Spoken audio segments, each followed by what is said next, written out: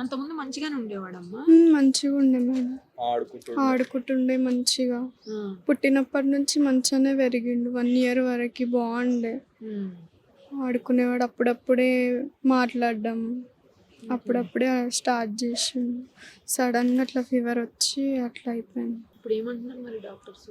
ఇప్పుడు ఏం చేయలేము, బ్రెయిన్కి అట్లానే ఉంటాడు అని అంటున్నారు. ఇంకా వేరే ఏ హాస్పిటల్ తీసుకెళ్ళినా ఏంటంటే కుక్కట్పల్లిలో కుక్కట్పల్లికి తీసుకెళ్ళినాం మేడం.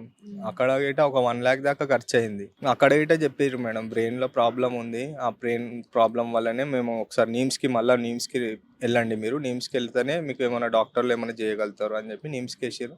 నీమ్స్లో ఇప్పుడు 5 lakhs రాసిర్రు మేడం. 5 lakhs తోని ఖర్చు.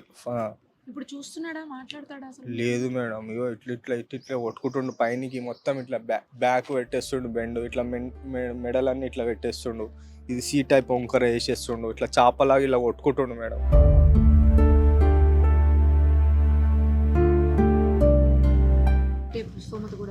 లేదు మేడం, నా దగ్గర బండి ఉండే, బండి అమ్మేసిన మేడం. ఇంట్లో గోల్డ్ ఉండే, గోల్డ్ అమ్మేసిన మేడం. ఇప్పుడు పరిస్థితి ఏం లేదు మేడం, మొత్తం అయిపోయింది మా దగ్గర. చుట్టాలు గిట్ట సపోర్ట్ లేరు మేడం. చుట్టాలని ఎవరైనా అడిగితే మేము వేస్తాం రా డబ్బులు, దానికి మీకు దేనికి ఖర్చు అవుతున్నాయి, 10,000 వేసినా కానీ వాళ్ళకి బిల్లులు పెట్టాలంట, ఫోటోలు పెట్టాలంట, వాళ్ళకి స్క్రీన్ షాట్లు పంపించాలంట బిల్లులై.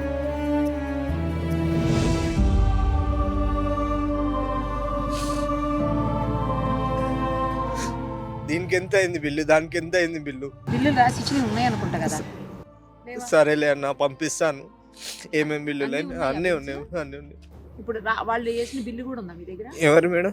హాస్పిటల్ వాళ్ళు వేసిన బిల్లు. హాస్పిటల్ వేసిన బిల్లు గిట్ట ఉంది మేడం, ఫోన్లో స్క్రీన్ షాట్ తీసిన నేను. మీ అమ్మ నాన్న? మా అమ్మ మా నాన్న ఉన్నారు, కానీ మా నాన్న హ్యాండిక్యాప్ మేడం. అమ్మ ఇంట్లోనే ఉంటుంది. అమ్మ గిట్ట కొంచెం ఏజ్డ్, 55-60 ఉంటుంది. ఇంట్లోనే ఉంటుంది అమ్మ, అవన్నీ చూసుకుంటుంది. వీళ్ళ సైడ్ వీళ్ళ మదర్ ఒక 4 months నుంచి హాస్పిటల్లోనే ఉంటుంది. వాళ్ళ మదర్ గిట్ట జాబ్కి వెళ్తారు.